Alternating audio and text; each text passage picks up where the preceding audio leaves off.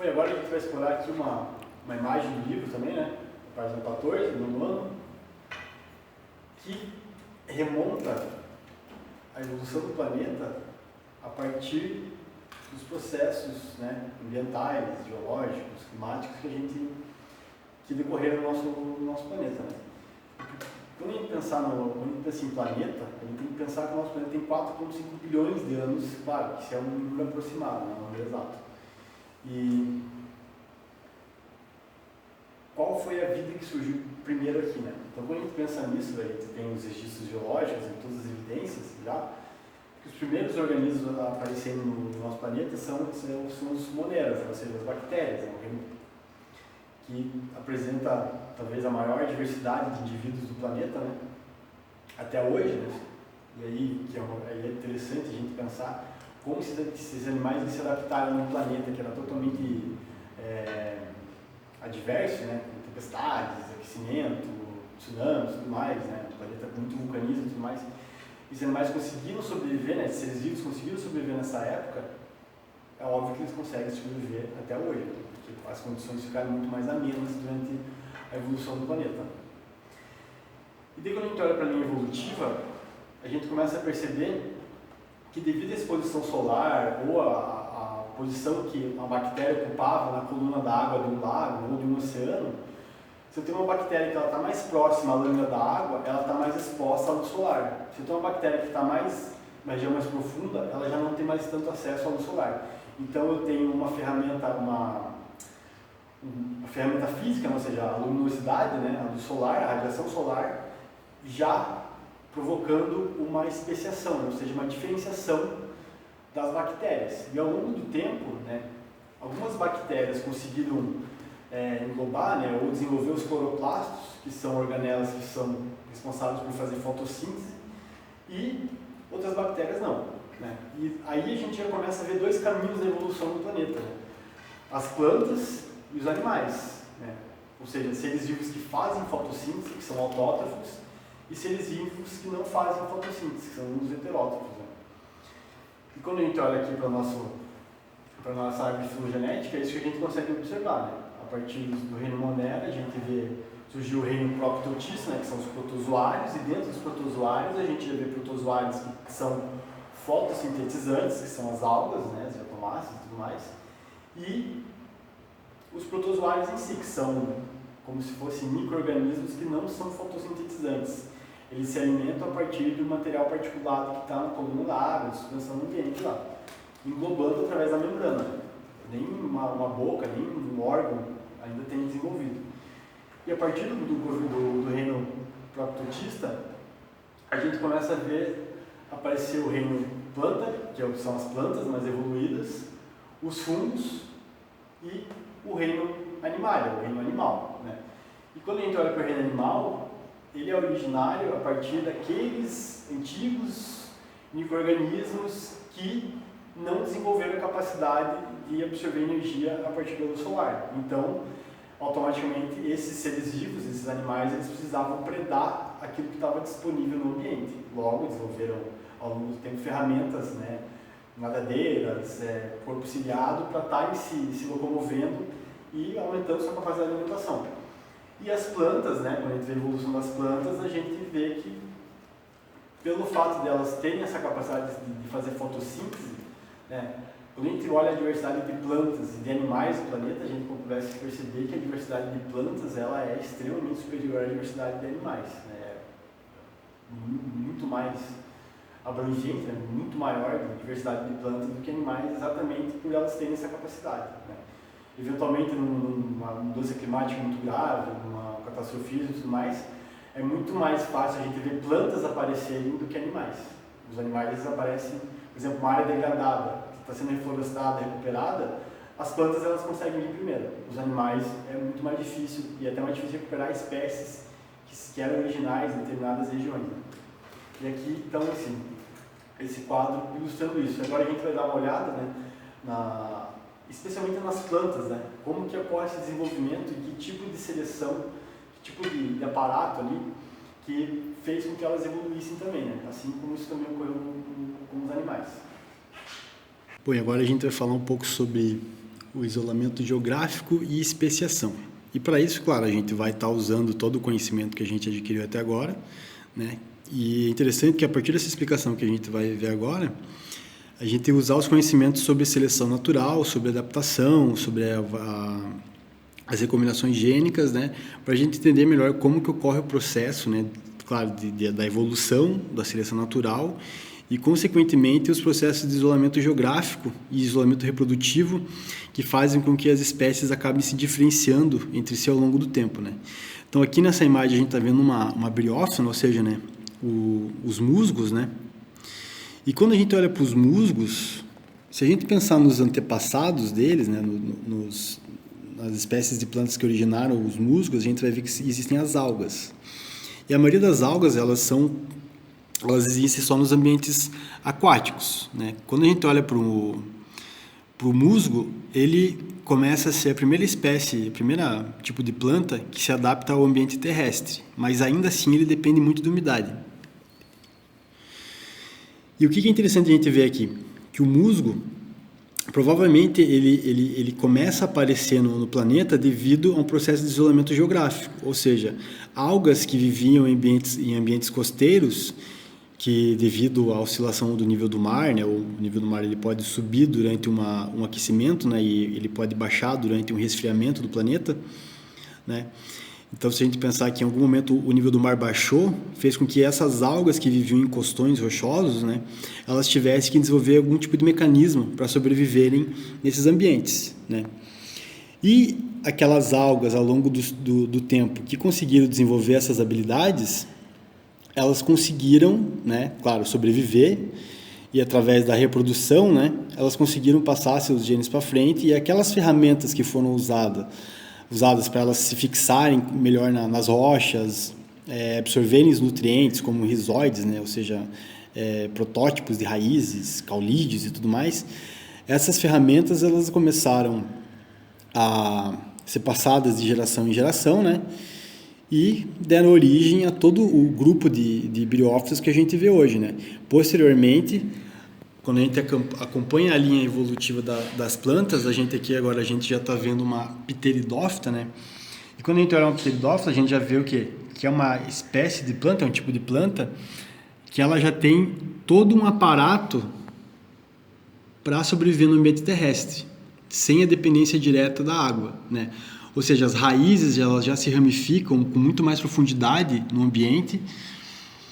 Quando a gente olha o caule de uma pteridófita, é um caule que ele já apresenta canais comunicantes, né? Ou seja, já tem seiva passando pela estrutura da planta, né? As folhas já são bem desenvolvidas, já tem uma capacidade muito maior de absorver a energia do luz solar, mas ainda assim a reprodução ela está diretamente ligada à água, né? Ou seja, são grupos de plantas, tanto as pteridófitas quanto as briófitas, são plantas que elas correspondem, né? Elas necessitam do ambiente, da umidade, no mínimo, né? Para estarem se reproduzindo.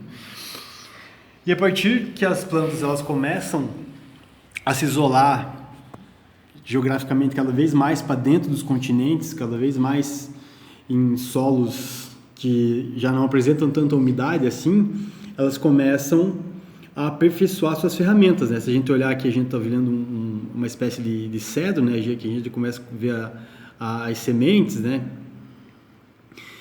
E o que isso indica? Que é uma espécie de planta que ela já aposta em outras ferramentas, né? Ela já tem outro tipo de ferramenta para lidar com os processos de seleção natural. Por exemplo, quando a gente vê uma semente, essa semente ela já tem uma reserva energética, ela pode se tornar atrativa para algum animal estar dispersando ela, né? E outra coisa interessante, né? Claro, a gente está vendo aqui só um ramo, né? Do galho de uma gimnosperma. Mas quando a gente olha o corpo inteiro de uma gimnosperma, né? Por exemplo, uma araucária, um cedro ou um pinus, no caso, são árvores de grande porte já que conseguem fazer com que as raízes penetrem profundamente no solo e fazendo com que atinja, né, corpos d'água que estão lá no subterrâneo, né, lençóis freáticos e tudo mais, fazendo com que elas não dependam tanto assim da água. Quer dizer, elas dependem da água, né, mas só que não de estarem num ambiente aquático, né, ou com muita umidade, né, tanto que a gente vê espécies de de araucárias, né, de gimnospermas que vivem no cerrado, em ambientes com pouca taxa de umidade, né? E aqui, agora, as plantas mais evoluídas, né, as angiospermas, né, que aqui a gente já está vendo a flor, né? E o que a gente consegue observar aqui? Foi uma ferramenta que foi desenvolvida pelas plantas, né, que faz com que ela seja atrativa, né? E claro, em relação à reprodução, ela consegue ter uma variedade genética em relação à reprodução muito maior, é muito mais atrativa aos animais, aos insetos, por polinizadores e tudo mais, fazendo com que a dependência da reprodução pela água, né, que já foi conquistada nas gimnospermas, ela se efetive ainda mais nas angiospermas, né? Lembrando que as gimnospermas, a maioria da polinização, claro, existem animais participando tanto da polinização quanto da dispersão das sementes, mas é interessante que as gimnospermas elas apostam bastante na ferramenta física do vento para estar dispersando os pólens, né? Já as angiospermas elas apostam tanto no vento quanto nos animais, na água e tudo mais. São plantas muito mais adaptadas, né? E é interessante a gente observar aqui que isso tem a ver com o isolamento geográfico, né? E também quando a gente pensa nas oscilações do nível do mar, a gente tem que entender que partes da crosta continental, né, da crosta terrestre, quando o nível do mar ele baixa, muito mais partes da crosta ficam expostas né, ficam sem água, né? Muito mais espaço para os animais e as plantas crescerem. E quando o nível do mar sobe, também provoca o alagamento de regiões imensas, né? Por causa dessas oscilações do nível do mar. E isso também provoca isolamento geográfico, né? Para a gente pensar no Estreito de Bering lá, como visto nas aulas anteriores, que antigamente, devido à uma era glacial, você podia passar andando por lá, né? Hoje em dia a gente sabe que não, que né, já está vindo para um pico de aquecimento e o nível do mar, ele consequentemente acaba subindo. E aqui, um exemplo bem bacana, que levanta muita dúvida na cabeça das pessoas, é sobre a batata doce, né? Aqui a gente está vendo o caule da batata, né? E aqui embaixo, mais aqui na região de baixo, as raízes da batata doce, né? Então a gente confunde às vezes que a batata doce é uma raiz, né? Mas na verdade é um tubérculo, né? Ou seja, o parte do caule é onde está armazenada a energia. E aqui a gente está vendo os galhos e as folhas, né? Então, e aqui um exemplo interessante para a gente pensar como que a batata doce ela investiu, né? Ou como que a seleção natural fez com que essa aposta aqui ela desse certo, né? Ou seja, o vegetal ele armazenar energia no solo fizesse com que ele conseguisse atingir a fase reprodutiva dele e se reproduzir, né? Isso é uma coisa muito interessante. E agora só salientando, né, o que é o isolamento geográfico e o isolamento reprodutivo, né? Em resumo, né, é quando uma espécie, ela, por exemplo, você tem um ancestral comum, né? Aí você tem um grupo lá, por exemplo, pegar de chimpanzés lá, que eles têm determinado acesso a uma árvore lá, que tem muito alimento, né? A partir do momento que essa árvore com alimento ela desaparece ou ela morre, né? Ou essas árvores com esse determinado fruto elas desaparecem, faz com que esses animais, né, os mais aptos, os mais adaptados, comecem a recorrer a outros ambientes para conseguir se alimentar e posteriormente se reproduzir, né? E consequentemente, quando você vê por exemplo, tem uma espécie original, aí acabou o alimento dessa espécie. Uma espécie migra para um determinado ponto, pode ser para uma região montanhosa ou perto de um lago, e a outra espécie vai para uma planície, né? Então, essa mesma espécie que migrou para regiões diferentes, devido à falta de alimento nesse lugar originário aqui, a gente vê o quê? Que uma espécie que está mais perto da montanha, essa espécie que está mais perto do morro, mais perto da montanha, às vezes ela acaba tendo mais acesso à água, tendo mais acesso ao alimento.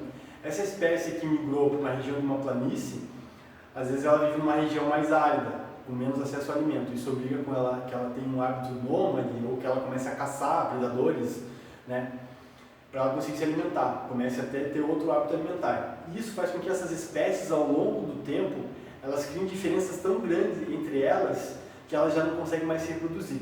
Porque as características, tanto genéticas quanto físicas, elas sofreram tanta diferenciação em função da exposição ao ambiente, que que elas deixaram de conseguir reproduzir uma com as outras, né? É só a gente pensar, quando a gente olha na savana africana, a gente vê vários mamíferos, né? Vários mamíferos lá, vários quadrúpedes, né? Vê lá zebra, vê gnu, vê impala, vê diversos, mas é muito provável que esses animais, provavelmente eles têm um ancestral comum, só que devido às migrações, às mudanças climáticas, às intempéries, né, que o planeta tem, essa espécie original, ela começou, as populações dessa espécie, né, começaram a migrar para pontos diferentes, e esses animais, devido ao ambiente que eles foram expostos, eles começaram a apresentar características genéticas diferentes daquela espécie original. O exemplo mais rico que a gente tem disso no nosso planeta é a Austrália, né? Na Austrália a gente vê o koala, a gente vê o canguru, a gente vê a quidina, o ornitorrinco, que são animais que não ocorrem em outros lugares do planeta, né? Por exemplo, se eu pegar o Brasil, eu tenho espécies que se assemelham às espécies que tem lá. Por exemplo, eu consigo ver uma onça e um leopardo, são espécies semelhantes. Eu consigo ver que elas têm um ancestral comum muito próximo, e muito próximo em relação à escala de tempo, talvez, né? Já quando eu olho para a Austrália, a maioria dos animais que ocorrem nesse lugar, eles não ocorrem em outros lugares do planeta, né? Isso representa muito bem o que é isolamento geográfico. E, obviamente, a cruza entre esses animais com outros, os animais que existem na Austrália, com outros animais de outros lugares do planeta, vai ser praticamente impossível, né? Então, isso ajuda a gente a entender muito bem que, claro, é todo o processo de seleção natural que a gente está vendo nesse capítulo, né? E os mecanismos que fazem esses processos existirem e dominarem a dinâmica da vida no nosso planeta. Bom, e agora, mais sugestão de atividades, né? No caso, eu vou passar 2 atividades para vocês estarem realizando, né? A primeira é vocês, através de um texto dissertativo, né? Vocês expliquem, né?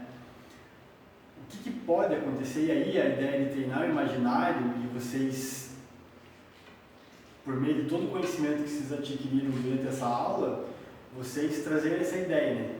Do que vai acontecer com a espécie humana a partir do aquecimento global, né? A partir das mudanças climáticas. Aí pode se relacionar com o nível do mar, tempestades e tudo mais. Então essa é a primeira atividade. Relacionar o que pode acontecer com a espécie em relação às mudanças climáticas. E a segunda atividade, que é relacionada, claro, ao tema que a gente está tratando, que é a evolução, é em relação ao Covid-19, ao coronavírus, né? Quando a gente fala de evolução, né, quando a gente fala de ferramentas ou de mutações que são benéficas, positivas ou negativas, é muito difícil a gente saber quando que uma mutação é benéfica, sendo que ela nunca foi testada ou ela nunca foi utilizada, né? E é interessante a gente pensar que existe uma grande parte da população mundial que acaba tendo imunidade já contra o vírus, ou seja, pessoas que elas não apresentam sintomas nenhum do vírus e às vezes elas estão portando o vírus. Assim como isso acontece também em relação ao vírus da AIDS, as pessoas são portadoras do vírus, mas não apresentam os sintomas do vírus, né? E como que isso se dá, né? Que ferramenta genética que explique, né? Que vocês expliquem por meio de um texto também dissertativo, por que isso acontece, né? Por que as pessoas, algumas pessoas, elas conseguem ter uma imunidade, né? E outras pessoas não, né? E logo mais na sequência a gente vai estar corrigindo essas 2 atividades.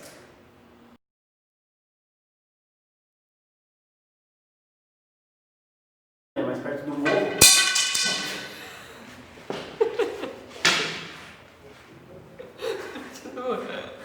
Essas festas.